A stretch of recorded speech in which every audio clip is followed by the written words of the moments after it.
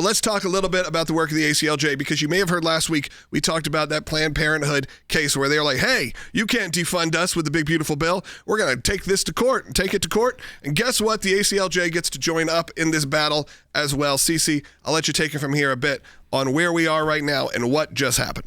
Yeah, and it shouldn't be shocking that they took it up in court in Massachusetts, because we've been saying all along, let's watch Massachusetts. Mm-hmm. It is a pro-Planned Parenthood, pro-abortion state, and that's where a lot of the fights are going to be. And that's where one of our fights is right now with the campaign that the state of Massachusetts is doing against pro-life pregnancy centers. And so now we have Massachusetts as the venue once again where Planned Parenthood chose to come after the big, beautiful bill and the fact that it defunds money, cash going into Planned Parenthood pockets. And so the judge there, which was an Obama appointee judge, and it's the same, of course, it's the same court that we're in our case in Massachusetts. It's a different judge, but we were able to file in this an amicus brief in this case, and the judge granted a temporary restraining order, which means that Planned Parenthood can continue getting its funding,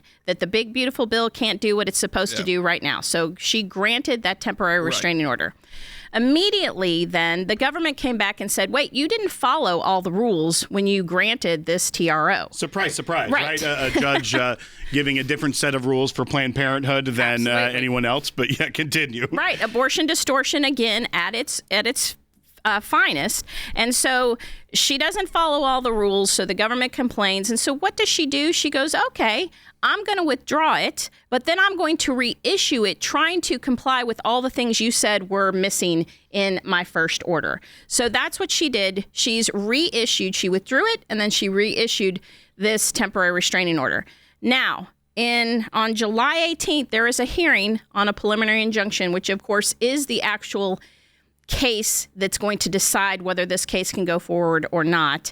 And the temporary restraining order is something that just temporarily enjoins it. Mm-hmm. So we will, on the 18th, have a hearing, and we will be watching that of this month. So next week. That's right. 4 days, yeah. We will be watching that. And the TRO expires on the 21st, so the judge has to give her opinion by the 21st, and we will be watching. I'm sure if she doesn't rule correctly, the government will appeal, and the ACLJ will be there. This is a question for you, and this is just me asking a question of a regular person. A lot of times these situations seem like they take years. Yes. And forever, and it goes on and on and on. What makes this different to where things are getting done in days and weeks instead of years? Right. Because people have been here. I mean, look what we just had with this probe. It's like you're talking about going back a decade. Right. Most people who file a lawsuit, you're in for a 3 or 4 year journey. Right. Not that this won't get there, but the fact that it's this quickly moving. Is it just because it's the president and it's the big, beautiful bill, or what is it that gets us there so quick? It's because they're doing a temporary restraining order. So that's something that's an ex parte order that does move it very quickly. And so, yes, this will still be probably years in the making, but these are things that can happen right up at the beginning of any kind of lawsuit. You can ask for a temporary restraining order, which can be put into place without any hearing. That's what it is. It's an injunctive relief ex parte, which means outside of a court hearing. And then the preliminary injunction comes next, and that's what will happen on July 18th. And then we'll see if it's enjoined or not. And then the case goes forward. Like you're saying, it will be a lengthy case. Right, and that's this Friday, July 18th. And that's why it's so important for people to support the work of the ACLJ on an ongoing basis, because you never know when these type of issues are going to just pop up, and we have to be able to jump into action. We never thought Massachusetts was necessarily going to be the battleground state.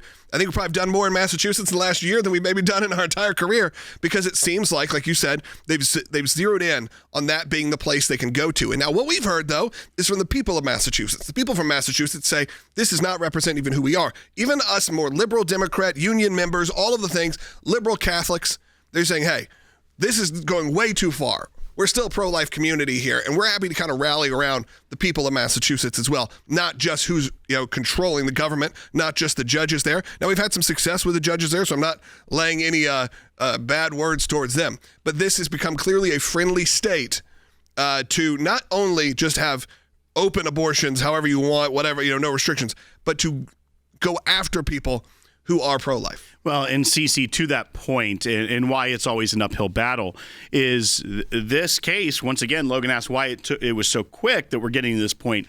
Remember, the Supreme Court tried to put a limit on nationwide injunctions.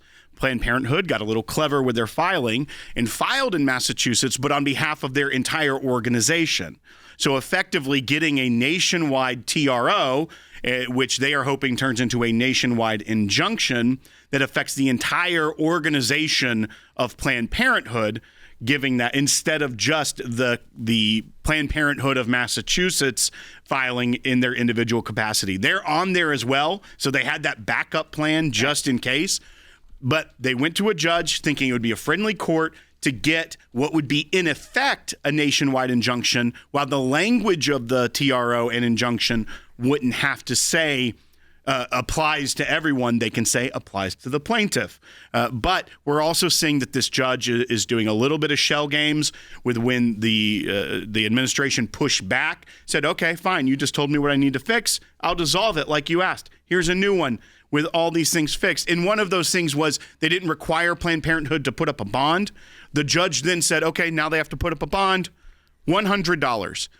The court filing for the ACLJ to submit our brief was more than that bond Planned Parenthood had to put up. So we know that there is some bias there. Absolutely. Clear bias on towards the abortion, people in Planned Parenthood always. And it's abortion distortion, and we see it over and over again, and now in the state of Massachusetts.